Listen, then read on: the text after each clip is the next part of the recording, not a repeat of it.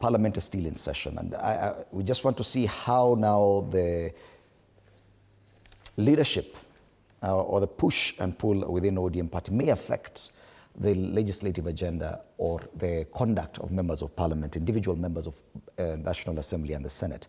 We've seen that Raila Odinga was a unifying factor of ODM party. A parliamentary group meeting for the party without the presence of the party leader was not as consequential.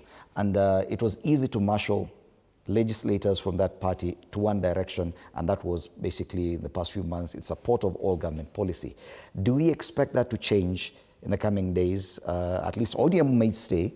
There are those who say William Ruto, there are those who say not necessarily. Do you see a shift in how the broad-based arrangement will work in the houses of legislation, not at the executive level?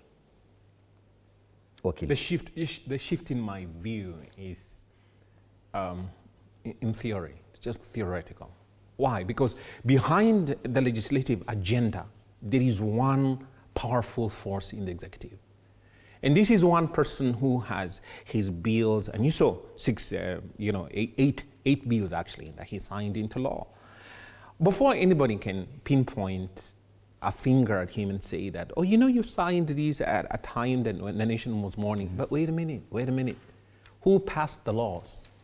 They passed the laws. These honorable members are the ones who passed those laws.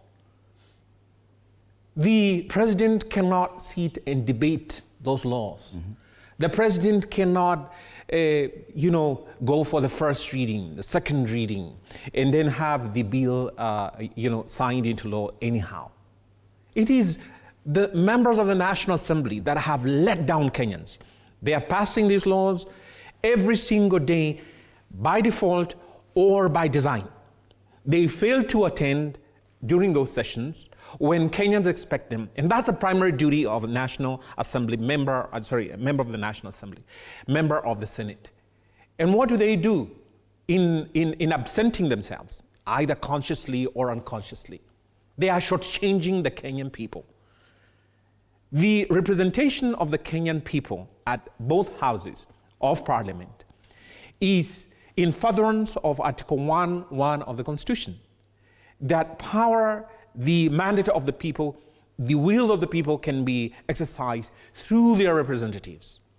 Now, when they fail to challenge these bills that are emanating from the executive, what are they doing to the Kenyan people? Don't you think, Wakili, that probably that was largely informed by the working arrangements of the broad-based government, that every government bill received automatic support from both sides, from ODM and of course UDA, those who support that bill, that even Raila Odinga himself did not necessarily have a push against some of these bills.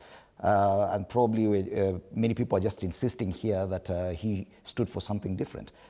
None of the MPs from ODM even spoke about this. They simply passed them. So isn't that a betrayal of the trust that the Kenyan people have vested in these honorable members, or dishonorable, I don't know how to call them now?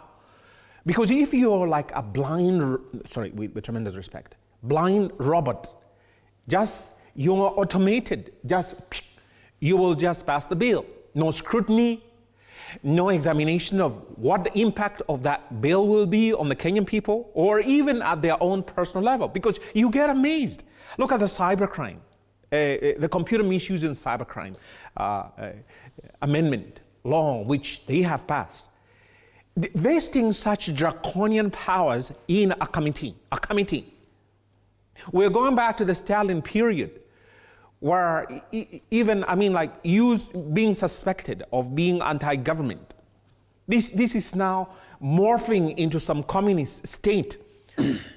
But why can they provide that scrutiny and get away, extricate themselves, remove themselves from these shackles of, this is the government policy, this is the broad or bread or whatever based government policy. You're out there to represent the Kenyan people. You're not there to articulate a broad-based approach to this. So you look at the oppression that the Kenyan people have to suffer because of that so-called arrangement. And whose allegiance do you hold supreme? But to my question, do you see this changing now that Raila Odinga is not there? That this, what you call blind support for all government policy, even with the dissent and the disagreements following the exit of Raila Odinga. Do you see that still sustaining in the National Assembly, that they will still have that blind support for the broad-based arrangement, given the kind of dissent we are seeing even within the ODM party?